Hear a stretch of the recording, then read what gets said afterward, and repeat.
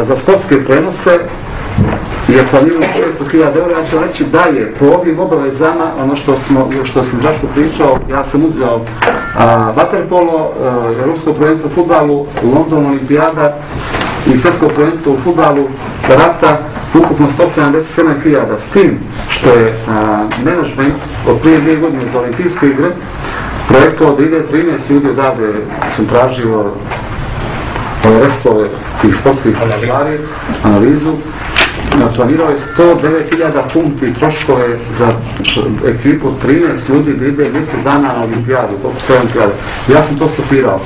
I ovaj, šta? 20 dana. Ja sam... Treba se vratiti. Ne, ja sam... A što ti predlažeš da mi pošaljamo da ih ne vraćamo? Ne. Ja sam kontaktirao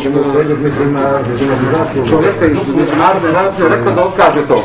On je poslao pismo u London, međutim oni su rekli platite 100% penala ako otkažete. Znači platit ćemo 100.000 funti, što je meni nevjerojatna priča.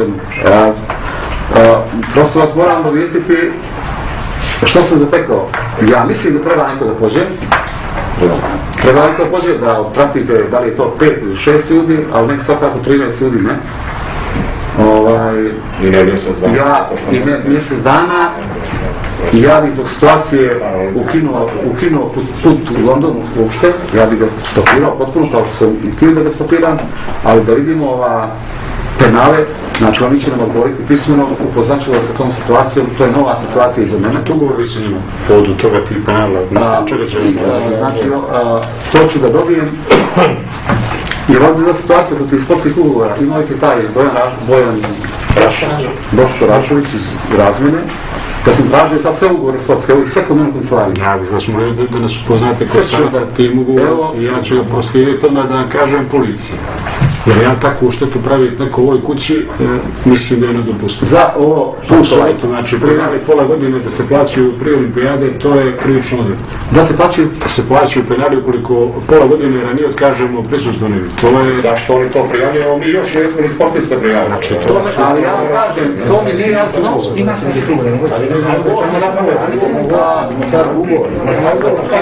Ja pričam što sam otkrio. Ne, ja sam razumijem, naravno je moja reakcija.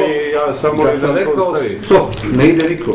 Pošalji pismo, kaže, međutim, mi Deško dolazio, kaže, platit ćemo zakup prostorija, za olimpijade, za... Ima to je problem u julu, olimpijade u julu, znači za 8 mjeseci, za... Imaju tu potrebu da nije to stvarno rade, nije bez daljnjega, oni imaju, ali mislim da ovo nije potrebe. Imat ćete ugovor za olimpijadu ovdje, imat ćete dopis naš, imat ćete odgovor. Ja pokušavat ćemo sve transparentno, prosto sam htio da vam kažem da taj trošak koji je nevoljni trošak za mene potpuno. Ja mislim da odavde možda se prenosi sve, možda otvaranje olimpijade, nekih, ako učešće Crna Gora na nekim segmentima, ali da imamo tamo našu sobu, nešto tamo da kuću neko naše, ne znam. Nismo toliko bogati. Znači, ostavit ću da zajedno Savi to ocijeni, da Savi donese odluku po tom pitanju, jer je stvarno veliki trošak.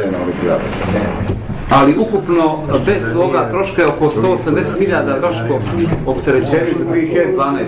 Čuješ me, Draško? Čujem te, samo ja mislim da trebamo da vidimo ugovor, pa onda da pričamo o tome. Za evropsko, imat ćete evo kod mene u kancelariju, svi ugovori. Jedan ugovor bio kod Boška Rašovića, svi ugovori, pa sam tražio, pa su ugovori bili u financijama neki i tu se krug zatvorio. Tu se krug zatvorio. I on mi je rekao, pa do sada je tako bilo. Ja, što će reći kod tebe ugovori? Ti si protočni bojler, tehničko lice saradnje, što će kod tebe ugovor, ja da ne vidim. Ali to je tako bilo.